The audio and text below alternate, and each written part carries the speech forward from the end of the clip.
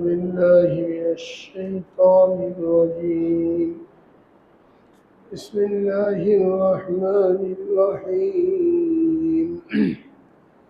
يا أيها الذين آمنوا توبوا إلى الله توبة نصوحا عسى ربكم أن يكفر عنكم سيئاتكم ويدخلكم جنات تجري من تحتها الأنهار يوم لا يخزي الله النبي والذين آمنوا معه نورهم يسعى بين أيديهم وبأيمانهم يقولون ربنا أتمم لنا نورنا واغفر لنا إنك على كل شيء قدير. يا أيها النبي جاهد الكفار والمنافقين واغلظ عليهم ومأواهم جهنم وبئس المصير. صدق الله العظيم وصدق رسوله النبي الكريم ونحن على ذلك من الشاهدين والشاكرين. الحمد لله رب العالمين. الحمد لله.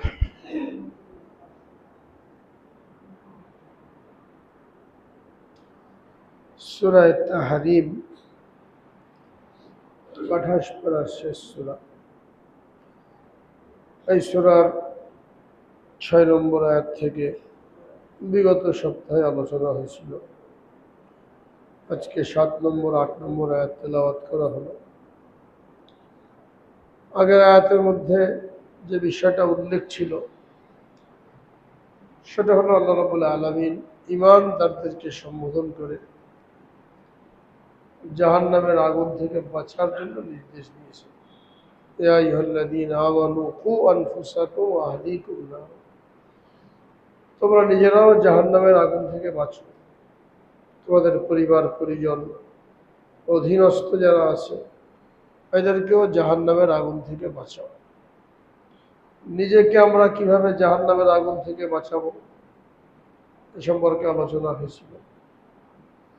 পরিবার পরিজনকে কিভাবে জাহান্নামের আগুন থেকে বাঁচাবো এটাও আলোচনা হয়েছিল, যার খোলাসা হলো আল্লাহ রাব্বুল আলামিন আমাদেরকে দুনিয়াতে যে সমস্ত জিনিস করার বা ছাড়ার নির্দেশ দিয়েছেন এটা দুই প্রকার, কিছু হলো করণীয়, কিছু হলো বর্জনীয়। একজন মানুষ পাক্কা মুসলমান হওয়ার জন্য শুধু একটা করলেই হয় না, করণীয়টাও তার জন্য যেমন জরুরি বর্জনীয়টাও বর্জন করা জরুরি। করার জন্য বলেছেন নামাজ পড়ো, রোজা রাখো, হজ করো। ছাড়ার জন্য বলেছেন সুদ ছাড়ো, ঘুষ ছাড়ো, মিথ্যা ছাড়ো। এখন কোনো ব্যক্তি যদি নামাজ পড়লো কিন্তু মিথ্যা পরিত্যাগ করলো না, সুদ থেকে বেরোতে পারলো না, তাহলে সে ব্যক্তিকে কি পরিপূর্ণ মুসলমান বলা যাবে? পরিপূর্ণ মুসলমান বলা যাবে না। যখন পরিপূর্ণ মুসলমান বলা যাবে না, তো সে জাহান্নাম থেকে নিজেকে বাঁচাতেও পারলো না। এই জন্য কু আনফুসাকুম, নিজেকে জাহান্নাম থেকে বাঁচাও। এর অর্থ হলো আল্লাহ তাআলা যে কাজগুলো করার জন্য বলেছেন, আমলগুলি, এগুলো যেমন করা জরুরি, অনুরূপভাবে যেগুলি থেকে বেঁচে থাকার জন্য নির্দেশ দিয়েছেন ওটা থেকে বেঁচে থাকাও জরুরি। দুইটা মিলে হলো পরিপূর্ণ ইসলাম, পাক্কা মুসলমান। আর এই দুইটাই নির্ভর করে জাহান্নাম থেকে মুক্তির জন্য। তেমন দুনিয়াতে আমরা দেখি কেউ চিকিৎসা গ্রহণ করে তো ডাক্তার তাকে ওষুধ দেয়, কিছু ওষুধ খাওয়ার জন্য বলে, পাশাপাশি কিছু জিনিস পরিত্যাগ করার জন্য বলে। এখন দ্রুত শেফা পাওয়ার জন্য, দ্রুত আরোগ্য পাওয়ার জন্য যেমন খাওয়ারটা খেতে হবে, ছাড়ারটাও ছাড়তে হবে। দুনিয়ারটা আমরা বুঝি, পালন করি, কিন্তু আখিরাতের ক্ষেত্রে এসে যেগুলো করার খুব করলাম, নামাজ খুব পাবন্দির সাথে পড়লাম, কোরআন পাকের তেলাওয়াত করলাম, কিন্তু যেগুলো বর্জন করার এখানে এসে আমরা অলস হয়ে যায়, ঢিল হয়ে যায়, করতে পারি না। এরকম যদি হয় তাহলে ওই ব্যক্তি হলো আধা মুসলমান, পাক্কা মুসলমান হলো না। প্রথম চান্সে তার জন্য জান্নাতে যাওয়ার কোনো সুযোগ নেই। দ্বিতীয় হুকুম ছিল তোমার পরিবার পরিজনকেও তুমি জাহান্নামের আগুন থেকে বাঁচাও। অর্থাৎ কেউ যদি শুধু নিজেই ব্যক্তিগত জীবনে অনেক ইবাদত করে, এমনকি দিন রাত এক করে ফেলে, কিন্তু তার যারা আহাল, তার যারা অধীনস্থ, বিশেষ করে যাদের ভরণ পোষণের দায়িত্ব তার উপর, স্ত্রী, ছেলে মেয়ে, কোনো কোনো ক্ষেত্রে বাপ মা,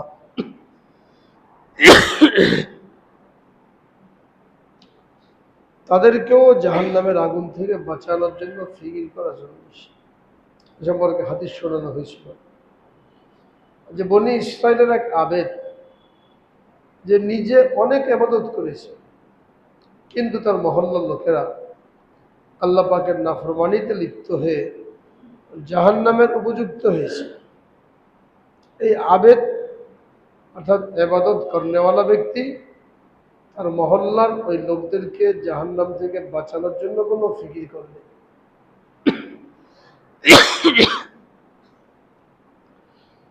আল্লাহ রাব্বুল আলামিন যখন ওই জনপদকে ধ্বংস করার জন্য নির্দেশ দিলেন, সবার আগে ওই ইবাদত করনেওয়ালা ব্যক্তিকে ধ্বংস করার জন্য নির্দেশ দিলেন। কেন? সে অর্ধেক কাজ করেছে। অথচ আগের যুগের উম্মত যারা ছিল তাদের জন্য শুধু নিজের ইবাদত বন্দেগী করাটাই জরুরি ছিল। অন্যকে দাওয়াত দেওয়া, অন্যের জন্য মেহনত করা এটা ফরজ ছিল না, যেহেতু তখন নবীরা এই দায়িত্ব পালন করতেন। এরপরেও যখন চোখের সামনে গুনাহ হচ্ছে, আল্লাহ পাকের নাফরমানি হচ্ছে, তো একজন আল্লাহওয়ালা মানুষ, মুসলমান বান্দা, সে কখনো সমাজ, গোত্র, অধীনস্থ এদেরকে গুনার মধ্যে লিপ্ত দেখে, এদেরকে জাহান্নামের দিকে যেতে দেখে নির্লিপ্ত থাকতে পারে না। এই কারণে ওই ব্যক্তিকে পাকড়াও করার হুকুম দেওয়া হয়েছে। যদি কোনো ব্যক্তি এই দুইটা কাজ সমানভাবে পালন করে, অর্থাৎ করণীয়গুলি করে, বর্জনীয়গুলি বর্জন করে, তো সে পাক্কা মুসলমান হলো। তার জন্য মাফি, ক্ষমা এবং জান্নাতের সুসংবাদ। এইগুলো না করে কিয়ামতের দিন কেউ যদি ওজর দাঁড় করাতে চায় যে আমি এই কারণে করতে পারি নাই, ব্যবসা বাণিজ্যের মধ্যে ব্যস্ত থাকতাম, দোকানদারির মধ্যে ব্যস্ত থাকতাম, এই কারণে আমি এই দায়িত্ব পালন করতে পারি নাই, এই ওজর চলবে না। এটা আল্লাহ রাব্বুল আলামিন এখানে বলেছেন, ইয়া আইয়ুহাল্লাযীনা কাফারু লা তা'তাযিরুল ইয়াওম ইন্নামা তুজজাউনা মা কুনতুম তা'মালুন। কাফেররা এটা বলতে চাইবে, তাদের দেখা দেখি মুসলমানরাও বলতে চাইবে। আল্লাহ রাব্বুল আলামিন সেদিন বলবেন, লা তা'তাযিরুল ইয়াওম, আজকে উযর খাই করে কোনো লাভ নেই, আজকে মাপ চেয়ে কোনো লাভ নেই। ইন্নামা তুজজাউনা মা কুনতুম তা'মালুন, তোমরা দুনিয়াতে যা কিছু করে এসেছো তার ফলাফল আজকে তোমাদেরকে ভোগ করতেই হবে। যেহেতু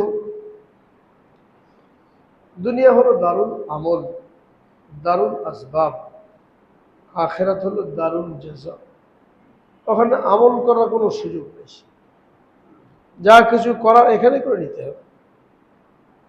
কাফেররা যখন কিয়ামতের ময়দানের বিভীষিকা দেখবে, হাসরের ময়দানে জাহান্নামকে উপস্থিত করা হবে, জাহান্নামের আযাবের ভয়াবহতা দেখবে, সেদিন তারা বলবে, রব্বানা আবসারনা ওয়া সামি'না ফারজি'না না'মাল সালিহান ইন্না মুকিনুন। আমরা দেখলাম, শুনলাম, বিশ্বাস করলাম, এখন আমাদেরকে আবার আরেকবার দুনিয়াতে পাঠান, আমরা ইয়াকিনের সাথে আমল করে আসব। আল্লাহ পাকের পক্ষ থেকে ঘোষণা হবে, কাল্লা, মোটেও তোমাদের এই আবদার পুরা করা হবে না, এই দরখাস্ত পুরা করা হবে না। দুনিয়া থেকে চলে যাওয়ার পরে এখানে ফিরে আসার আর কোনো সুযোগ নেই। কিন্তু দুনিয়াতে যদি মানুষ একটু অনুতপ্ত হয়, তার কৃত গুনার জন্য তওবা করে, তো আল্লাহ রাব্বুল আলামিন তার এই তওবাকে এমনভাবে কবুল করেন, তার এই গুনাহকে এমনভাবে মাফ করেন, এবং আল্লাহর দিকে ফিরে আসা এটাকে আল্লাহ তাআলা এমনই পছন্দ করেন। হাদিসের মধ্যে দৃষ্টান্ত দেওয়া হয়েছে, কোনো ব্যক্তির একান্ত আপনজন কেউ যদি নিরুদ্দেশ হয়ে যায়, হারিয়ে যায়, কারো বাড়ির ছেলে গুম হয়ে গেছে, গায়েব, 10-12 বছর হয়ে গেল, কোনো খোঁজ নাই, জীবিত আছে কি মুর্দা জানে না, 10 বছরই ধরেন, যার সম্পর্কে লোকেরা আশা একেবারেই ছেড়ে দিয়েছে। 10 বছর পরে যদি ওই ছেলে হঠাৎ করে বাড়িতে হাজির হয়, তবে আপনার মনে কেমন খুশি হয়? হাদিসের মধ্যে বলা হচ্ছে, বান্দা যখন গুনাহ করে, দিন থেকে দূরে সরে যায়, আল্লাহ নাফরমানির মধ্যে লিপ্ত হয়, এরপরে সে নিজের ভুল উপলব্ধি করে তওবার মাধ্যমে আবার আগের অবস্থায় ফিরে আসে, তো আল্লাহ রাব্বুল আলামিন ওই পিতামাতার চাইতে বেশি খুশি হন, যে পিতামাতা তাদের হারানো সন্তানকে 10 বছর পরে ফিরে পেয়ে খুশি হয়েছে, আল্লাহ তাআলা আরো বেশি খুশি। এই জন্য 8 নম্বর আয়াতে আল্লাহ রাব্বুল আলামিন বলেন, ইয়া আইয়ুহাল্লাযীনা আমানু তুবু ইলাল্লাহি তাওবাতান নাসুহা। এখানেও ঈমানদারদেরকে সম্বোধন করেছে যে, হে ঈমানদারগণ, তোমরা খালেস তওবা করো। তওবা করার জন্য নির্দেশ দিয়েছেন। তওবা শুধু এখানেই না, 18 পারার মধ্যেও আল্লাহ রাব্বুল আলামিন সমস্ত মুমিনদেরকে সম্বোধন করে বলেন, আতুবু ইলাল্লাহি জামিয়া আইয়ুহাল মুসলিমুন আইয়ুহাল মুমিনুন লাআল্লাকুম তুফলিহুন। হে ঈমানদারগণ, তোমরা সকলেই তওবা করো, আল্লাহর দিকে ফিরে আসো, যাতে করে তোমরা সফল কাম হতে পারো, কামিয়াবি অর্জন করতে পারো। আফালা ইয়াতুবুনা ইলাল্লাহি ওয়া ইস্তাগফিরুনা। আয়াতের মধ্যে আল্লাহ রাব্বুল আলামিন বলেন, তারা কেন তওবা করে না, কেন আল্লাহর নিকট ক্ষমা প্রার্থনা করে না? বিপদ আপদ, পেরেশানি যখন আসে, এগুলো নিজেদের গুনার কারণে, হাতের কামাইয়ের কারণে আসে। এই সময় আল্লাহ তাআলার দিকে রুজু করলে, আল্লাহ তাআলার দিকে মনোনিবেশ করলে, নিজের গুনাহ মাফ চাইলে, এতে আল্লাহ রাব্বুল আলামিন খুশি হন। তবে এখানে তওবার জন্য শর্ত লাগিয়েছেন, ইয়া আইয়ুহাল্লাযীনা আমানু তুবু ইলাল্লাহি তাওবাতান নাসুহা। হে ঈমানদারগণ, তোমরা খাঁটি দিলে তওবা করে তওবা নাসুহা করো। নাসুহা নাসিহাতুন থেকে, এর অর্থ হলো কল্যাণকামী হওয়া। তওবায়ে নাসুহা হলো এমনভাবে তওবা করা যে আর কখনোই আমি এই গুনাহ করব না, এরকম একটা পাক্কা এরাদা অন্তরের মধ্যে করে না। গুনাহ করলাম, তওবা করলাম, মুখে তওবা বললাম, আবার করলাম, আবার করলাম, তো হতে পারে এক সময়ে একটা তামাশায় পরিণত হয়ে যেতে পারে। আসল যখন তওবা করার দরকার, ওই সময় আর তওবা নসিব হলো না, এর আগেই আমাকে দুনিয়া থেকে চলে যেতে হবে। এই জন্য বলছে তওবাতান নাসুহা, খালেস তওবা, যে তওবার পরে আর গুনাহ নাই। কিন্তু তারপরেও এটা কোনো জরুরি না যে একজন বান্দা তওবা করলো এর দ্বারা আর গুনাহ হবেই না। তওবার যে শর্তগুলি আছে, এই শর্তগুলি পালন করে বান্দা যদি তওবা করে, এরপরে কোনো কারণে ওই তওবা যদি ভেঙে যায়, এরপরে আবারও সে তওবা করে, তো দুনিয়ার মানুষের মতো না। মানুষের নিকট অন্যায় করলেন, একবার অন্যায় করলেন, মাফ চাইলেন, মাফ করলেন। আবার অন্যায় করলেন, আবার মাপ চান, ওটা মাফ করে দিলেন। তৃতীয় মানুষে কি বলবেন, যে তামাশা পেয়েছে ইয়ার কি, দৈনিক উল্টা পাল্টা করা, মাপ চান, রেগে যাবে। কিন্তু আমরা যদি দৈনিক আল্লাহ পাকের নিকট 100 বারও ক্ষমা চাই, আল্লাহ তাআলা একথা বলবেন না যে তুমি ইয়ার কি করছো, এক্ষুনি তওবা করলে আবার গুনাহ করেছো, আবার তওবা করেছো, নারাজ হবেন না। হাদিসে বলতে বলা হয়েছে, যখন কোনো বান্দার দ্বারা গুনাহ হয়, আরে বান্দা তার গুনার কারণে অনুতপ্ত হয়ে আল্লাহ তাআলার নিকট মাপ চায়, তো আল্লাহ তাআলা ফেরেশতাদেরকে সম্বোধন করেন।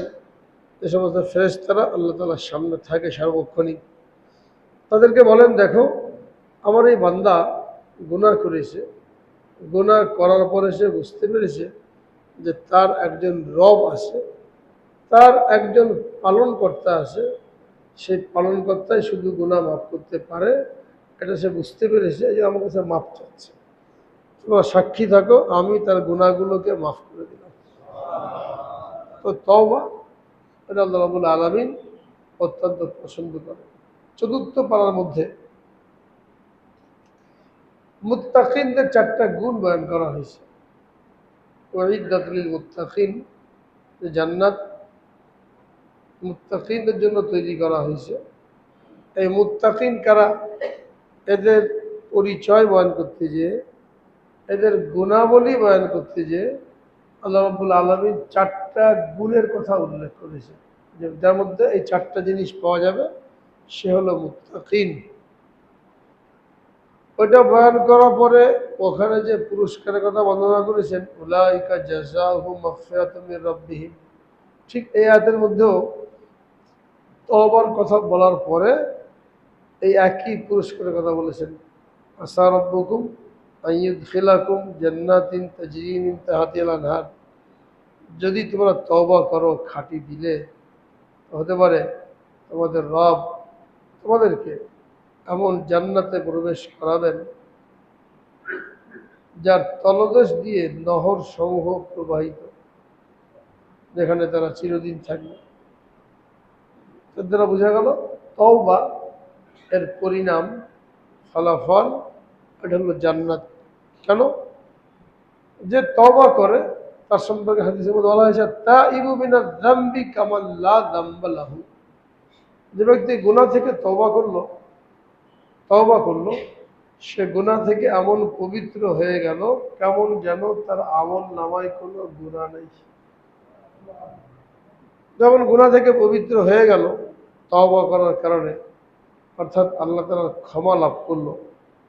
ক্ষমা লাভ করার পরে আল্লাহ রাব্বুল আলামিন তাকে 2 নম্বর পুরস্কার কি দেবেন?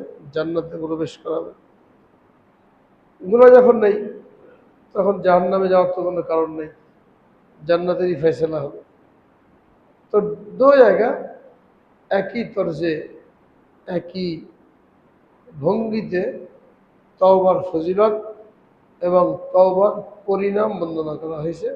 যেমন এখানে বলেন, ইয়া আইয়ুহাল্লাযীনা আমানু তুবু ইলাল্লাহি তাওবাতান নাসুহা, হে ঈমানদারগণ তোমরা আল্লাহর দিকে মনোনিবেশ করো, তওবা করো খাঁটি দিলে, যেমন তওবা করা দরকার।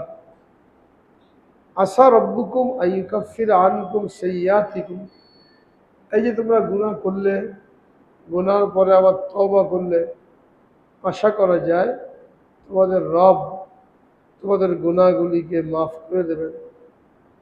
1 নম্বর পুরস্কার, ওয়ায়ুদখিলাকুম জান্নাতিন তাজরি মিন তাহতিহাল আনহার, 2 নম্বর পুরস্কার হলো তোমাদেরকে এমন জান্নাতে প্রবেশ করাবেন যার তলদেশ দিয়ে নহর প্রবাহিত হবে, এবং সেটা এমন একটা দিন, ইয়াউমা লা ইউখজিল্লাহুন নাবিয়্যা ওয়াল্লাযীনা আমানু মাআহ,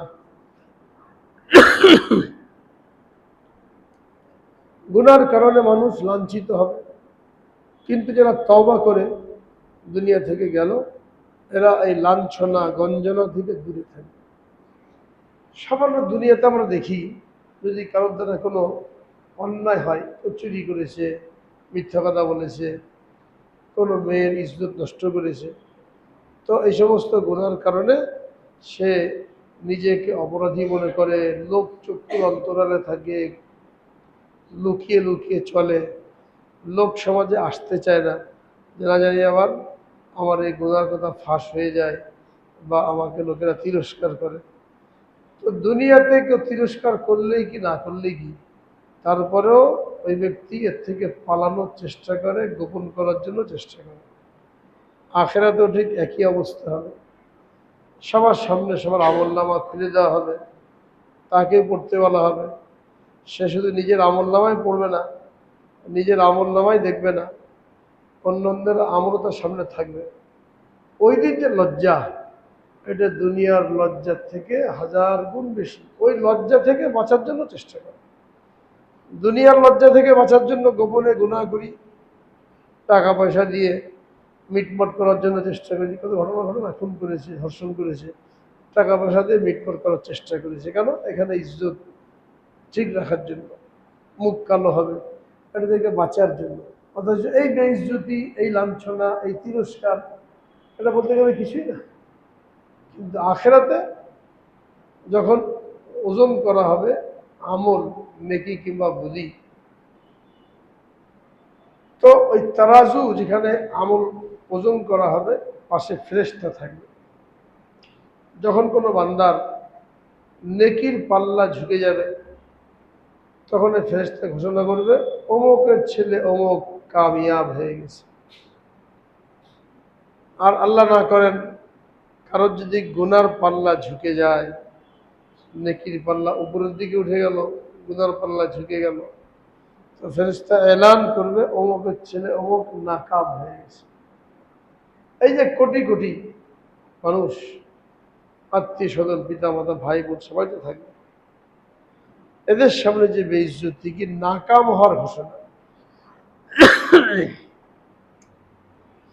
জাহান্নামী হওয়ার ঘোষণা, এর চাইতে বড় লাঞ্ছনা, এর চাইতে বড় বেইজ্জতি আর নাই।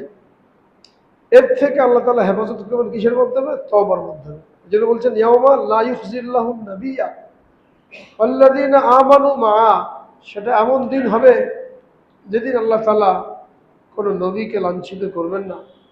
নবীর সাথে যারা ঈমান এনেছে, ঈমানদার, তাদেরকে আল্লাহ তাআলা লাঞ্ছিত করবেন না।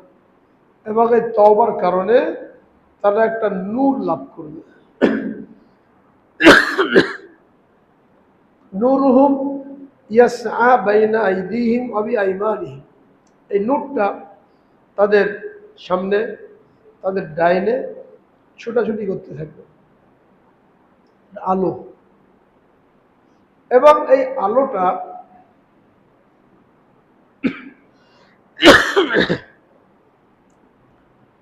পুলসিরাত পাড়ি দেওয়ার জন্য কাজে লাগবে। পুলসিরাতকে স্থাপন করা হবে জাহান্নামের উপরে। জাহান্নামের আগুন জ্বালাতে জ্বালাতে এমন ঘোর কৃষ্ণ বর্ণ ধারণ করেছে, দুনিয়াতে দেখা যায় যখন অনেক জোরে আগুন জ্বলে, ধোঁয়ার পরিমাণ বেশি হয়, কালো ধোঁয়া, তখন মানুষ একদম নিজের হাতটাও দেখতে পায় না।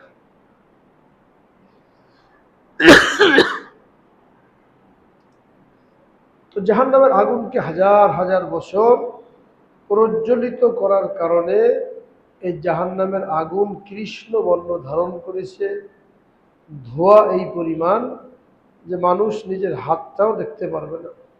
ওই কালো ধোঁয়া এর উপরে জাহান্নামকে স্থাপন করা হয়েছে, এই পুলসিরাত স্থাপন করা হয়েছে।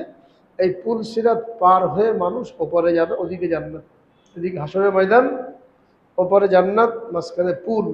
এটা পার হতে লাগবে কত হাজার হাজার বছর, ছোটখাটো কোনো পুল না। ওই পুলসিরাত পার হওয়ার জন্য এই নূর কাজে লাগবে। অন্ধকার যদি থাকে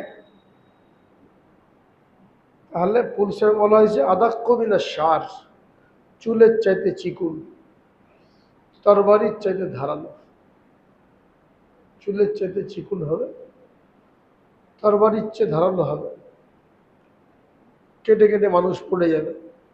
দুদিকে রেলিং থাকবে, এই রেলিংয়ের মধ্যে আংটা থাকবে, আংটা বড়শির মতো, এরকম লম্বা আংটা, এরকম বাঁকানো থাকবে, বড়শি। বড়শি কারো গায়ে গেঁথে টান দিলে ছাড়াতে পারবে না। যখন গুনাহগার তওবা করে নাই, পার হতে চাইবে, দুই দিকের আংটাটা এরকম লম্বা হয়ে আসবে, লম্বা হবে, সেটা শরীরের মধ্যে বিঁধে যাবে, টেনে নিয়ে জাহান্নামে রেখে দেবে। নামাজি ব্যক্তি যারা নামাজের পাবন্দি করেছে, গুনাহ হয়ে গেলে গুনাহ থেকে তওবা করেছে, তারা পুলসিরাত পার হওয়ার আগে এই নূর লাভ করবে। যারা মুনাফিক, তারা তো উপরে উপরে ইমানের প্রকাশ ঘটিয়েছে, কিন্তু ভিতরে কাফের ছিল, আমল করে নাই। يوم يقول المنافقون والمنافقات للذين آمنوا انظرونا نقتبس من نوركم قيل ارجعوا وراءكم فالتمسوا نورا فضرب بينهم بسور له باب باطنه فيه الرحمة وظاهره من قبله العذاب। ওই সময় মুমিন আর মুনাফিক এদের মধ্যে যে সংলাপ হবে, এটাকে আল্লাহ রাব্বুল আলামিন তুলে ধরেছে। এখন মুমিনরা তাদের আমলের কারণে, তওবার কারণে নূর লাভ করবে, যে নূর নিয়ে তারা পুলসিরাত পার হতে চাইবে। মুনাফিকরা বলবে, আমরা দুনিয়াতে একসাথে ছিলাম, তোমাদের সাথে উঠা বসা করেছি, আমাদেরকে কিছু নূর দাও, আমরা নূরের আলোকে পুলসিরাত পার হয়ে যাই। মুমিনরা বলবে, এটা তো আমরা ওই ব্রিজের গোড়া থেকে নিয়ে আসছি, তোমরা ওখান থেকে যে নিয়ে আসো। তখন তারা নূর আনার জন্য ওদিকে রওনা হবে, মুমিনরা এদিকে রওনা হবে, মাঝখানে দেওয়াল কায়েম হয়ে যাবে। জুরিবা বাইনাহুম বিসূর, মাঝখানে দেওয়াল হয়ে যাবে। বাতিনুহু ফির রাহমা, এদিকে রহমত, মুমিনরা চলে যাচ্ছে, এদিকে আযাব, মুনাফিকরা আটকা পড়ে গেছে। তো ওই নূর সম্পর্কে আল্লাহ বলেন, নূরুহুম ইয়াসআ বাইনা আইদিহিম ওয়া বিআইমানিহিম, তাদের নূরগুলি তাদের সামনে, তাদের ডানে দৌড়তে থাকবে, ছুটাছুটি করতে থাকবে। ইয়াকুলুনা রব্বানা আতমিম লানা নূরানা ওয়াগফির লানা, তারা বলবে, হে আল্লাহ, আমাদের নূরকে পরিপূর্ণ করে দিন, আমাদেরকে মাফ করে দিন। তো এটা তখনই বলতে পারবে যখন তারা দুনিয়া থেকে তওবা করে পাক সাফ হয়ে এখান থেকে বিদায় হবে। এই জন্য তওবা কীভাবে করতে হবে, কোন তওবাটাকে তওবায়ে নাসুহা বলা হয়, এটা হাদিসের মধ্যে বলা হয়েছে যে তওবা শুধু আস্তাগফিরুল্লাহ পড়ার নাম না। তওবার জন্য, তওবা মকবুল হওয়ার জন্য 4টা কাজ করা জরুরি। গুনাহ হয়ে গেলে বান্দা যদি তওবা, গুনাহ থেকে মাপ চায়, শুধু আস্তাগফিরুল্লাহ পড়লে হবে না, 4টা কাজ করতে হবে। 1 নম্বর হলো যে গুনাহটা আমার দ্বারা হয়েছে, এই গুনার কারণে অনুতপ্ত হতে হবে, যে আমি গুনাহ করে ফেলেছি, আল্লাহর নাফরমানি করে ফেলেছি, আমি আল্লাহর সামনে কিভাবে দাঁড়াবো। আল্লাহ তাআলা যদি আমাকে জিজ্ঞেস করেন গুনাহটা কেন করেছিল, আমি কি উত্তর দেব? যেমন দুনিয়াতেই আবেগের কারণে, উত্তেজনার কারণে কেউ যদি মারাত্মক কোনো অন্যায় করে ফেলে, আমার অনুতপ্ত হয় না যে বাপ্পার সামনে কেমনে মুখ দেখাবো, বা স্যারের সামনে কেমনে দাঁড়াবো, বা আমার মুরব্বীর সামনে কেমনে দাঁড়াবো, যদি জিজ্ঞেস করেন কেন করলি এটা, প্রেশান হয়ে যায়। অনেকে তো এমনই প্রেশান হয় যে লজ্জায় কেমনে মুখ দেখাবো, আত্মহত্যা করে বসে। তো দুনিয়াতে কেমনে মুখ দেখাবো, এটার জন্য এত প্রেশান যে আত্মহত্যা পর্যন্ত করে ফেলে। তো আখেরাতে আল্লাহর সামনে কেমনে দাঁড়াবো, ওখানে আমি কিভাবে কৈফিয়ত দেবো, এটা তো আগে চিন্তা করা দরকার। দুনিয়াতে মানুষে কি করবে, তিরস্কার করবে, সমালোচনা করবে, গালাগালি করবে, 2-1টা চট থাপ্পড়ি দেবে, এই বেশি কি করবে। কিন্তু আল্লাহ না করেন, আমি প্রতিটি মুহূর্তে আল্লাহ তাআলা নাফরমানি করে চলেছি, কোনো অনুশোচনা নাই, কোনো অনুতাপ নাই, করেই চলেছি, তওবা করার কোনো চিন্তাই মাথার মধ্যে নাই।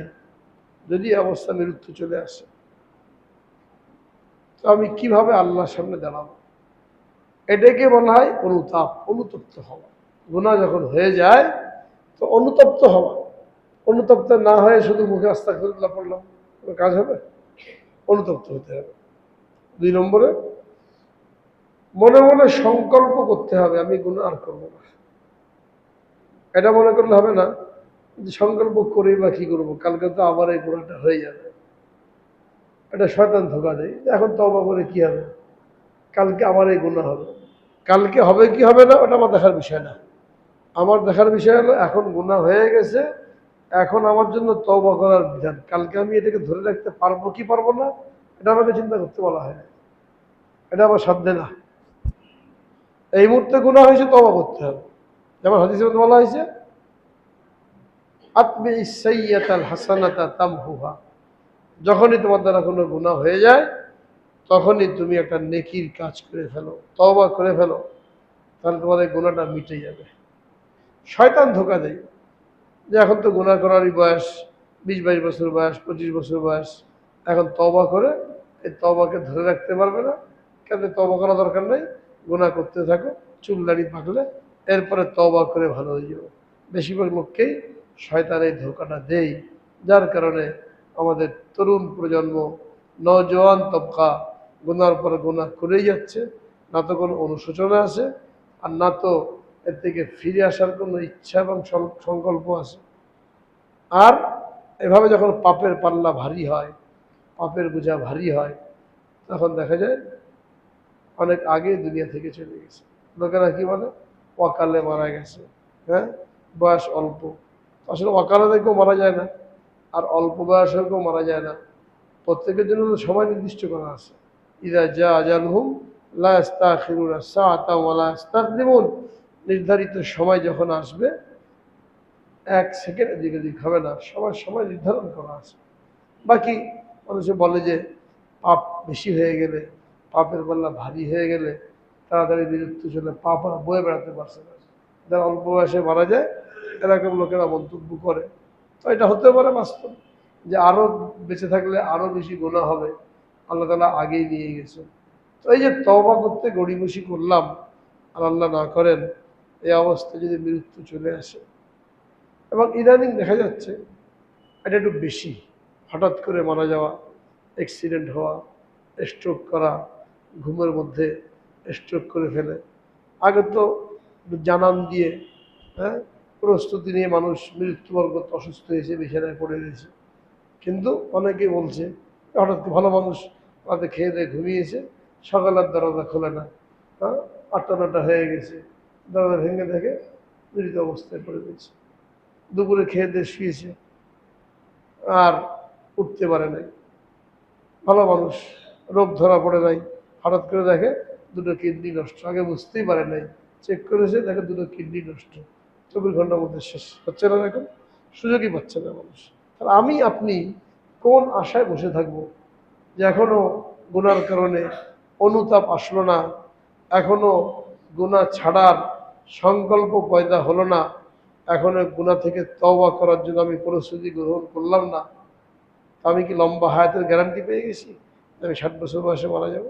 ওই জন্য বলছেন তওবা করতে হলে, তওবা মকবুল হতে হলে 4টে কাজ করতে হবে। 1 নম্বরে অনুতপ্ত হওয়া, 2 নম্বরে ভবিষ্যতে না করার জন্য পাক্কা এরাদা করা, আমি এরাদা করবো, আল্লাহর কাছে দোয়া করতে থাকবো যে আল্লাহ আমি তো চেষ্টা করেছি, ইচ্ছাও করেছি, এরাদাও করেছি এই গুনাহ আর করবো না, এখন আপনার ইচ্ছা, আপনি আমাকে তৌফিক দান করেন। যেমন মোবাইলের গুনাহ ছাড়তে পারছি না, দৈনিকই রাতে গুনাহ হয়ে যায়, দৈনিকই দিনে গুনাহ হয়ে যায়, বয়ান শুনি, কিতাব পড়ি, একটু ভয় পয়দা হয়, বন্ধ করে রেখে দিই, 10 মিনিট পরে আবার ওটা দেখার একটা ইচ্ছা পয়দা হয়। হ্যাঁ, এখানে আমি এটাকে লাগামহীন ছেড়ে দেবো? যখনই অনুভূতিটা পয়দা হলো, আল্লাহ মাপছে, ওটাকে রেখে দিলাম। এবার আল্লাহর কাছে দোয়া চাওয়া, আমি তো চেষ্টা করছি যেন সামনে আমাকে আর মোবাইলে ফিতনার মধ্যে না পড়তে হয়, মোবাইলের গোনার মধ্যে না পড়তে হয়। এবার আবার হয়ে গেল, শয়তান আসে, নফস আসে, আবার গুনাহ হবে, আবার ওটাকে ছিঁড়ে আবার তওবা করি। যেমন নামাজের সম্পর্কে লোকেরা বলে যে নামাজের মধ্যে বিভিন্ন চিন্তা চলে আসে, বাইরের চিন্তা চলে আসে, কি করতে হবে? কিছুই করতে হবে না। ওখানে নিষেধ হলো ইচ্ছাটাকে, চিন্তাটাকে লাগামহীন ছেড়ে দেওয়া। চিন্তা আসছে, আমিও চিন্তা করেই যাচ্ছি, সারা দুনিয়া ঘুরে আসলাম নামাজের মধ্যে। যখন নামাজের মধ্যে খেয়াল আসবে, আমার দায়িত্ব হলো খেয়ালটাকে লাগাম পরিয়ে দেওয়া, ওটাকে টেনে এনে আবার নামাজের মধ্যে মন বসাই, আবার মন চলে গেছে, আবার মনটাকে টেনে এনে বসাই। কিন্তু আমি ওটা চিন্তাই করলাম না, চিন্তা আসছে মনের মধ্যে, আমি ওখানে লাগামহীন ছেড়ে দিলাম। কারণ কয় রাকাত নামাজ হলো, এটা মনেই নেই, এটা হলো নিন্দনীয়। অন্যরকম গুণাটাও একই অবস্থা, যে আমি গুণা করেই যাচ্ছি, আমি চিন্তা করছি মাপ চেয়ে কী করবো, আবার তোর উপর গুণা হয়ে যাবে, পরে একেবারে মাপ চেয়ে দেবো। এই অবস্থা সৃষ্টি না হয়, যখনই গুনাহ হয়ে গেল বুঝতে পারলাম যে আমার ঠিক হয় নাই, অনুতাপ পয়দা হলো, এরপর 2 নম্বরে আমি পাক্কা ইরাদা করি। 3 নম্বর কাজ হলো আল্লাহর কাছে হাত তুলে চোখের পানি ফেলে মাপ চাই এবং আল্লাহ পাকের তৌফিক কামনা করি। লা হাওলা ওয়ালা কুওয়াতা ইল্লা বিল্লাহ, এটা বেশি বেশি পড়তে বলা হয়েছে। চলতে ফিরতে উঠতে বসতে যত বেশি এটা মানুষ পড়বে, তত বেশি তার নেক কাজের তৌফিক হবে এবং গুনাহ থেকে বাঁচার তৌফিক হবে। গুরুত্বপূর্ণ আমল, যারা আমরা অলসতার মধ্যে থাকি, আমলের মধ্যে অলসতা পয়দা হয়, যখন তখন গুনাহ হয়ে যায়, এদের জন্য একটা প্রেসক্রিপশন, লা হাওলা ওয়ালা কুওয়াতা ইল্লা বিল্লাহিল আলিয়্যিল আযীম, চলতে ফিরতে উঠতে বসতে পড়তে থাকা। এর অর্থ কি? অর্থ খুব গুরুত্বপূর্ণ। লা হাওলা আনিল মাসিয়াতি, গুনাহ থেকে বাঁচার কোনো ক্ষমতা নাই। আলা কুওয়াতা আলা তাআতি, নেকির কাজ করার কোনো ক্ষমতা আমার নাই, ইল্লা বিল্লাহ, আল্লাহ সাহায্য ছাড়া। শব্দ অল্প, অর্থ ব্যাপক। লা হাওলা ওয়ালা কুওয়াতা ইল্লা বিল্লাহ, গুনাহ থেকে বাঁচার কোনো ক্ষমতা আমার নাই, নেকির কাজ করার সাধ্য আমার নাই আল্লাহ সাহায্য ছাড়া। তো একটা মানুষ যখন সারাদিন এটা পড়তে থাকবে, তো আল্লাহ পাকের তৌফিক সে লাভ করবে না? যখন সে অনুনয় বিনয়ের সাথে, কাকুতি বিনতির সাথে এই দোয়াটা পড়েই যাচ্ছে, অর্থাৎ সে নিজের অসহায়ত্ব আল্লাহর সামনে পেশ করেছে, আত্মসমর্পণ করেছে, তোমার তৌফিক ছাড়া নেক কাজ করার কোনো ক্ষমতা আমার নাই, তোমার সাহায্য ছাড়া গুনাহ থেকে বাঁচার কোনো ক্ষমতা আমার নাই। পড়তে থাকবে, আল্লাহ পাক তাকে তৌফিক দিয়েই দেবেন নেক কাজ করার জন্য, ক্ষমতা দিয়েই দেবেন গুনাহ থেকে বাঁচার জন্য। এই জন্য ওলামায়ে কেরাম বলেন, এই গুনাহ থেকে বাঁচার জন্য এটা বেশি বেশি পড়তে থাকা। অজু কোনো জরুরি না, বসে থাকা কোনো জরুরি না, বিনা অজুতে পড়া যায়। লা হাওলা ওয়ালা কুওয়াতা ইল্লা বিল্লাহ, যত বেশি থেকে বেশি পড়া যায়। 3 নম্বর কাজ হলো আল্লাহর কাছে হাত তুলে ক্রন্দন করা, চোখের পানি ফেলতে পারলে ভালো। 2 চোখের জন্য আল্লাহ রাব্বুল আলামিন জাহান্নামের আগুনকে হারাম করে দিয়েছেন। 2 চোখের জন্য জাহান্নামের আগুন হারাম। একটা ওই চোখ, যে চোখ দিয়ে আল্লাহর ভয়ে অশ্রু বের হয়, এবং সেটা অশ্রু স্রোত হওয়া কোনো জরুরি না, একবারে কেঁদে বুক ভাসিয়ে দিল, এটাও কোনো জরুরি না। আর হাদিসে মধ্যে বলা হয়েছে, মাছির মাথা বরাবর অশ্রু যার চোখ দিয়ে বের হলো আল্লাহর ভয়ে, মাছির মাথা সরিষার দানার মতো এই পরিমাণ পানি বের হয়েছে গুনার কথা স্মরণ করে, জাহান্নামের ভয়াবহতার কথা স্মরণ করে। এই চোখের পানি দিয়ে জাহান্নামের আগুনকে নির্বাপিত করে দেওয়া হবে। এই চোখের জন্য জাহান্নাম হারাম। আর এক হলো ওই চোখ যে ইসলামী রাষ্ট্রের সীমান্ত পাহারা দেয়, ইসলামী রাষ্ট্রের সীমান্ত পাহারা দেয়, মুসলমান রাষ্ট্রের সীমান্ত পাহারা দেয়। একটা হলো চাকরি করে, মিডিয়ার পুলিশ, বর্ডার পাহারা দেয়। আর হলো ইমানদার লোকেরা, এদের পাশাপাশি নিজেরাও পাহারাদারি করে। আমাদের দেশে যখন পুশ ইনের ঘটনা ঘটে, তো মিডিয়ার পাশাপাশি সাধারণ মানুষ তারাও কী করে, রাত্রি জাগে, যুবকরা যায় পাহারা দেয়, এদেরকে ইনফরমেশন করে। যার কারণে অনেক জায়গায় ব্যর্থ হয়ে গেছে, লোক জড়ো করে, কিন্তু সাধারণ জনগণের তৎপরতার কারণে এরা পুশ ইন করতে পারে না, পুশব্যাক করতে পারে না। তাই যে লোকগুলো, সাধারণ মানুষ, নারী পুরুষ, তারা যে সীমান্ত পাহারা দিল, এতে কোনো কিছু পাওয়ার জন্য না, দেশপ্রেম, হব্বুল ওয়াতানি মিনাল ঈমান, দেশপ্রেমকে ঈমানের অঙ্গ বলা হয়েছে। একটা মুসলিম দেশ যেখানে আগ্রাসন চালানোর জন্য শত্রু দেশ চেষ্টা করেছে, অস্থিতিশীল করার জন্য শত্রু দেশ চেষ্টা করেছে, হ্যাঁ, আর কিছু মানুষ এটাকে বাঁচানোর জন্য চেষ্টা করেছে, রাত্রি জাগরণ করেছে। এটা কোনো ছোটোখাটো বিষয় না, অনেক বড় বিষয়। আশা করা যায় এই সমস্ত লোকেরাও ওই নেকি লাভ করবে, ফজিলত লাভ করবে।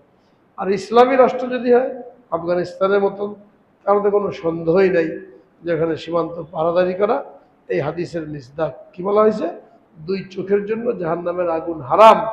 এটা হলো ওই চোখ যেখান থেকে আল্লাহর ভয়ে অশ্রু বের হয়েছে, আর একটা হলো ওই চোখ যা সীমান্তের পাহারাদারিতে রাত্রি জাগরণ করেছে। 3 নম্বর শর্ত। 4 নম্বর শর্ত হলো গুনাহটা কি করেছি আমি, যে গুনাহ আমি করেছি হয়তো আল্লাহর হক সম্পর্কিত হবে অথবা বান্দার হক সম্পর্কিত হবে, এটাই তো গুনাহ। আল্লাহর হক নষ্ট করলাম, নামাজ পড়ি নাই, এটাই গুনাহ। বান্দার হক নষ্ট করেছি, কাউকে থাপ্পড় মেরেছি, চোখ গরম করে কথা বলেছি, মনে কষ্ট দিয়েছি, তার মাল আত্মসাৎ করেছি, ছিনতাই করেছি, ডাকাতি করেছি, বান্দার হক। গুনাহ মানেই হলো কারণ না কারো হক নষ্ট করা, হয় আল্লাহর হক নষ্ট করা অথবা বান্দার হক নষ্ট করা। তো 4 নম্বর কাজ হলো কার হক নষ্ট করলাম এটা চিন্তা করবে।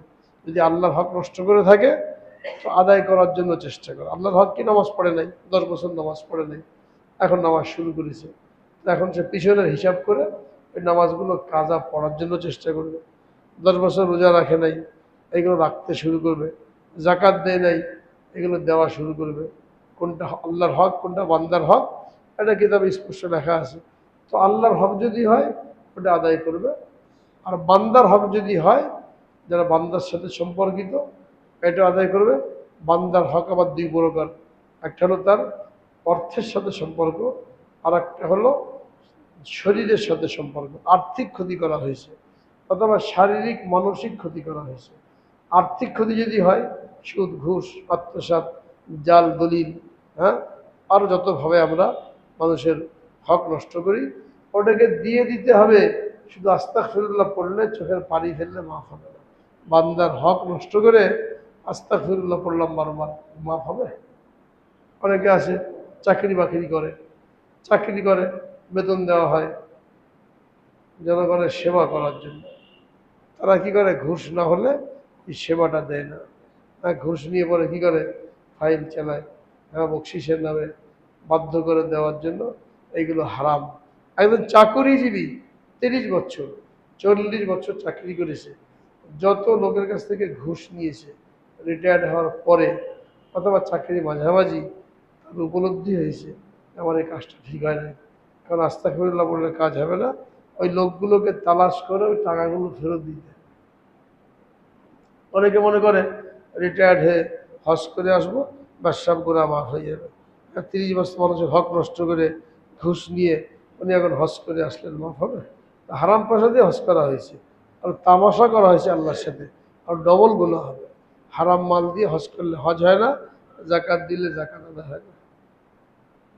তো যে কোনোভাবে মানুষের অর্থ নষ্ট করলে তাকে ফেরত দিতে হবে। সে যদি না থাকে, মারা গেছে, তার আত্মীয় স্বজন, এদেরকে ফেরত দিতে হবে। আত্মীয় স্বজনও নাই, ও লোক দেশ ছেড়ে চলেই গেছে, তখন কি করবে? তখন ওই পরিমাণ টাকা তাকে সওয়াব পৌঁছানোর নিয়েতে দান করে দিতে হবে। যখন দান করে দেওয়া হলো, এখন এই সবটা আমলনামায় জমা হবে। কেয়ামতে যখন সে দেখবে আমি তো এই কাজগুলো করি নাই, এই নেকিটা থেকে আসলো, তো জানবে অমুকে তার টাকা মেরেছিল, পরে তার নামে দান করে দিয়েছে। তো সে এখন তার বিরুদ্ধে অভিযোগ করবে না। অভিযোগ করে কি করবে? নেকি তো পেয়ে গেছে। কিন্তু যদি পরিশোধ না করা হয় তাহলে কেয়ামতে কেউ কাউকে ছাড়বে না, এমনকি স্ত্রী স্বামীকে ছাড়বে না, সন্তান পিতামাতাকেও ছাড়বে না। ইয়াউমা ফিররুল মারউ মিন আখিহি ওয়া উম্মিহি ওয়া আবিহি। একান্ত পরিচিত ঘনিষ্ঠ জন তারাও একে অন্যের থেকে পলায়ন করবে, না জানি আমার কাছে কিছু চেয়ে বসে কিনা। কঠিন দিন। কোনো আত্মীয়তা সম্পর্ক, রক্তের বন্ধন, এগুলো কোনোই কাজে আসবে না। তো বান্দার হক হলে বান্দার হক আদায় করে দেওয়া। টাকা পয়সা তো আদায় করা সহজ, কারণ মানসিক শারীরিক কষ্টের কারণ হয়েছে। গীবত করেছি, সমালোচনা করেছি, দোষ বদনাম করেছি, তার কাছে খবর পড়ছে অমুকে আমার বদনাম করে, অমুকে আমার গীবত করে, আমার বদনাম করে বেড়ায়, সে মনে কষ্ট পায়। এখন তওবা করলে এটা মাফ হবে না, তার সাথে দেখা করে তার কাছে সরাসরি মাফ চাইতে হবে যে আপনার সম্পর্কে এই কথা অমুকের কাছে বলেছি, এটা বলা ঠিক হয় না, আপনি আমাকে মাফ করে দেন। হ্যাঁ, মুখস্থ বললে হবে না, কি কথা কার কাছে বলেছি এটা তার কাছে মাপ চেয়ে নিতে হবে। শারীরিক কোনো কষ্ট দিয়েছি, বিনা কারণে মারলাম, থাপ্পড় মারলাম, চোখ গরম করলাম, কাজের লোক থাকে, ড্রাইভার থাকে, এদের সাথে খারাপ ব্যবহার করা হয়। যতটুকু তারা অন্যায় করে এর চাইতে বাড়িওয়ালা বাড়িওয়ালি আরও বেশি খারাপ ব্যবহার করে। আবার নামাজও পড়ে। কাজের লোকের সাথে আমাদের বাড়িওয়ালাদের গাড়িওয়ালাদের যে ব্যবহার, এই ব্যবহারের কারণে আমলের বড় একটা অংশ কিন্তু চলে যাবে।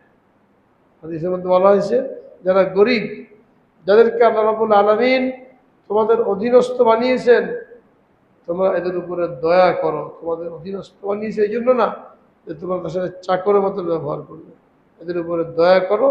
তোমাদের অধীনে এদেরকে দিয়ে দিয়েছেন, এদের উপরে অমানসিক অত্যাচার করার কারণে না। তো এদের হকগুলো আদায় করা। এখন যদি এমন হয় শারীরিক কষ্ট দিয়েছি, মানসিক কষ্ট দিয়েছি, সে এখন নাই, দুনিয়া থেকে চলে গেছে বা নিরুদ্দেশ হয়ে গেছে, এখানে মাপ পাওয়ার কিছু না। টাকা পয়সা আত্মসাৎ করলে তো সহজ, মসজিদে দিয়ে দিলাম, মাদ্রাসায় দিয়ে দিলাম, তার নামে সব ওসল দিয়ে দিলাম। কিন্তু যদি শারীরিক মানসিক কষ্ট দেওয়া হয়, এটাও বান্দার হক। তো তার কাছে মাপ চাইতে হবে। যদি মাপ চাওয়া সম্ভব হয়, যদি সম্ভব না হয় তখন কী করতে হবে? তখন বলা হয় তার জন্য দোয়া করা। এখানে তার দান করার কোনো সুযোগ নেই, তার জন্য দোয়া করতে হবে, ইস্তেগফার করতে হবে। আল্লাহ অমুক ভাইকে তুমি মাফ করে দাও, তার ভুল ত্রুটি মাফ করে দাও, তার মর্যাদা বাড়িয়ে দাও। এই দোয়া করতে করতে দেখা গেল একসময় দোয়া কবুল হয়ে গেছে, সে উঁচু মর্যাদা লাভ করেছে। যখন কিয়ামতে জানতে পারবে যে আমার জন্য অমুককে দোয়া করেছে আর সে দোয়া কবুল হয়েছে, তখন সে তার হক আর দাবি করবে না।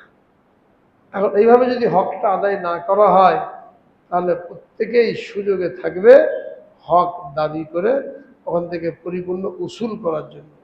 আর এই কারণে হাদিসের মধ্যে সবচেয়ে গরিব মিসকিন ওই ব্যক্তিকে বলা হয়েছে যে কিয়ামতের ময়দানে নামাজ, রোজা, হজ, যাকাত এই পরিমাণ নিয়ে আসবে, পাহাড়ের মতন স্তূপ হয়ে যাবে। কিন্তু দুনিয়াতে মানুষের হক নষ্ট করেছিল, মাপ চায় নাই, ক্ষমা চায় নাই। হকদাররা আসবে, পাওনাদাররা আসবে, আর সেদিন কোনো মাপ চাইলে মাপ হবে না, টাকা পয়সা দেওয়ার কোনো সুযোগ থাকবে না। এই নেকি থেকে তাকে দেওয়া হবে। এক পর্যায়ে দেখা যাবে নেকি সব শেষ, পাওনাদার এখনো আছে। থাকাটাই স্বাভাবিক। 40-50 বছরের জিন্দগিতে আমাদের কত লোকের সাথে উঠা বসা, কত লোকের সাথে লেনদেন, মোয়ামেলা, হাজার হাজার মানুষ। এত পাওনাদার আসলে কিছু থাকবে? তো পাওনাদার এখনো রয়ে গেছে, নেকি নাই। তখন ওই পাওনাদারের গুনাহ এই ব্যক্তির আমল নামায় দিয়ে দেওয়া হবে। এক পর্যায়ে দেখা যাবে যার নেকি ছিল পাহাড় বরাবর, এখন তার গুনাহ হয়ে গেছে পাহাড় বরাবর। এই লোকটার সাথে গরিব মিসকিন, তাকে অধমুখী করে জাহান্নামে নিক্ষেপ করা হবে। এই জন্য আল্লাহ রাব্বুল আলামিন বলেন, ওই দিন যেদিন নবীদেরকে তিনি বেইজ্জত করবেন না, মুমিনদেরকে বেইজ্জত করবেন না, ওই দিন আসার আগেই তুমি তওবা করো, তাহলে তোমার জন্য দুইটা পুরস্কার। একটা হলো আইয়ুকাফির আনকুম সাইয়্যাতিকুম, তোমার গুনাহগুলোকে আল্লাহ মাফ করবেন। আর দ্বিতীয় হলো ওয়ায়ুদখিলাকুম জান্নাতিন তাজরি মিন তাহতিহাল আনহার, তোমাকে এমন জান্নাতে প্রবেশ করাবেন যার তলদেশ দিয়ে নহর প্রবাহিত হচ্ছে।